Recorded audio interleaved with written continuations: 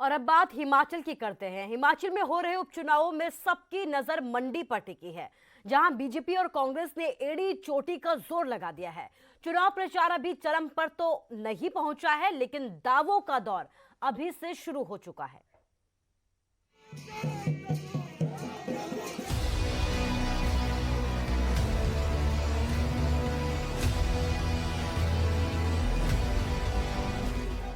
हिमाचल में मंडी सबसे hot seat है। हमारे जिला के महामंत्री जहां एक तरफ बीजेपी की प्रतिष्ठा दांव पर है, तो वहीं कांग्रेस ने भी जीत के लिए बड़ा दांव खेला है। एक तरफ रिटायर्ड ब्रिगेडियर खुशहाल ठाकुर, तो दूसरी तरफ है प्रतिभा सिंह। मंडी का मैदान कौन मारेगा, ये तो नतीजों के बाद साफ होगा। लेकिन मंडी में बीजेपी की जीत को लेकर सीएम जयराम ठाकुर पूरी तरह आश्वस्त हैं। का दौर ये उपचुनाव आ रहे हैं और मैं इस बात को कह रहा हूं कि निश्चित रूप से उपचुनाव मंडी लोकसभा का भी जीतेंगे और उसके बाद 3 विधानसभा के उपचुनाव जो है उनमें भी भारतीय जनता पार्टी की विजय निश्चित रूप से होगी। मुख्यमंत्री दावा कर रहे हैं कि मंडी ही नहीं बल्कि हिमाचल की सभी सीटों पर बीजेपी जीत दर्ज करेगी। बेशक कांग्रेस के लिए उपचुनाव अस्तित्व की लड़ाई है, लेकिन पार्टी को उम्मीद है कि इस बार मंडी की जनता उनका ही साथ देगी। एक व्यक्तिगत रूप से इस चुनाव को देखने की आवश्यकता नहीं है। ये चुनाव कांग्रेस पार्टी का है और कांग्रेस पार्टी से बड़ी बात ये चुनाव हिमाचल प्रदेश की जनता का है।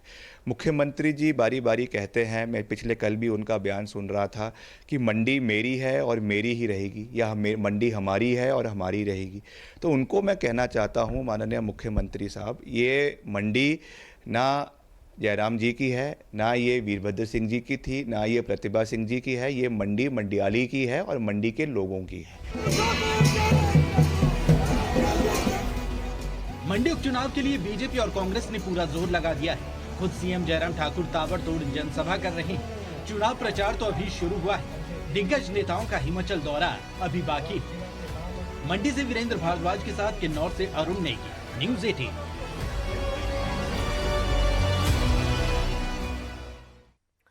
और बात चंबा की करते हैं, जहां एक बस हादसे की शिकार हो गई। हालांकि बड़ा हादसा होने से टल गया, लेकिन हादसे की तस्वीरें देखकर आपके भी होश उड़ जाएंगे। देखिए कैसे हुआ ये हादसा और किसकी लापरवाही से लोगों की जान हवा में अटक गई।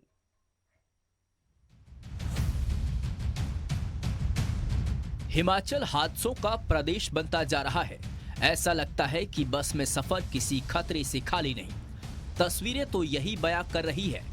देखिए मौत के मुहाने पर खड़ी बस को। सड़क से लुढ़की बस एक घर के सहारे अटक गई। अंदाजा लगाइए कि यात्रियों की क्या हालत हुई होगी। हादसा चंबा के भरमौर रोड पर सरेई के पास हुआ, जहां अनियंत्रित होकर एक प्राइवेट बस सड़क से करीब 30 मीटर नीचे जा गिरी। बस में करीब 35 लोग सवार थे। वो तो शुक्र है कि घर की छत के सहारे बस अटक गई, नहीं तो बड़ा हादसा हो सकता था। बस का एक दुर्घटना हुई। बस नीचे थोड़ा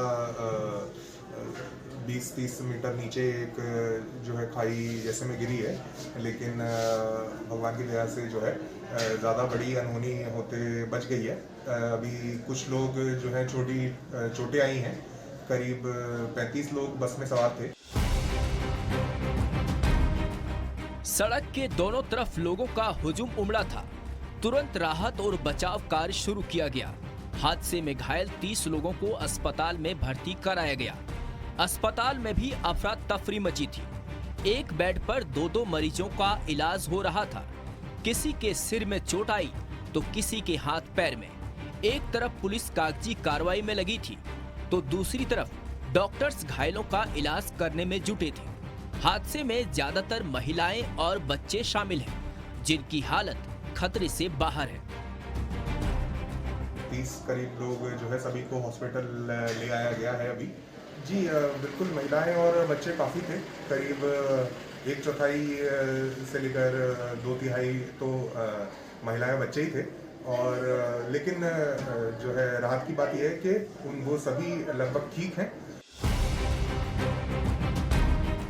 हादसे में कहीं न कहीं बस ड्राइवर की लापरवाही सामने आई है। यही वजह है कि पुलिस ने ड्राइवर के खिलाफ केस दर्ज किया है। सवाल है कि हिमाचल में आए दिन होते बस हादसों से आखिर हम कब सबक लेंगे? कब तक प्राइवेट बसों में जान जोखिम में डालकर लोग सफर करने को मजबूर होते रहेंगे? क्या सड़कों की दुर्दशा भी हादसे की एक वजह है? हेम सिंह ठाकुर, न्यूज़ 18 चंबा। और फिलहाल के लिए इस बुलेटिन में बस इतना ही, लेकिन आप लोग अपना ख्याल रखिए। नमस्कार।